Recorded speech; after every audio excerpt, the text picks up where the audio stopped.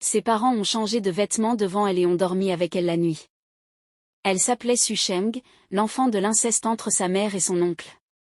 Seul son père, un honnête homme, est resté. Qui était jeune et belle. Elle a attiré l'attention de Susheng. Ils avaient tous les deux le même âge, mais Xiaomei ne croyait pas que Susheng était aussi vieille qu'elle. Elle pensait que c'était juste une blague et raconterait des histoires à Susheng au coucher. La nuit, ils sont allés à la plage pour jouer et ont même changé de vêtements devant Susheng sans hésitation. Lorsqu'ils étaient dans les années irritables de l'adolescence, les deux se sont inévitablement retrouvés piégés ensemble. Mais bientôt son rêve s'est brisé.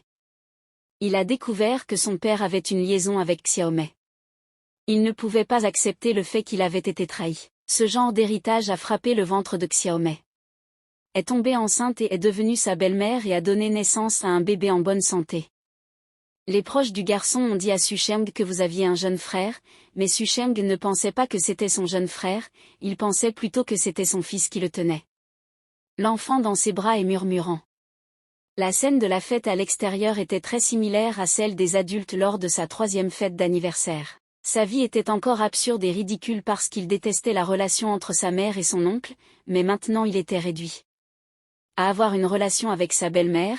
Susheng était très désespéré à ce sujet, alors il a quitté la maison qui le faisait étouffer et a rejoint la famille d'un nain qui s'est transmis de génération en génération. Le cirque suit le convoi pour se produire.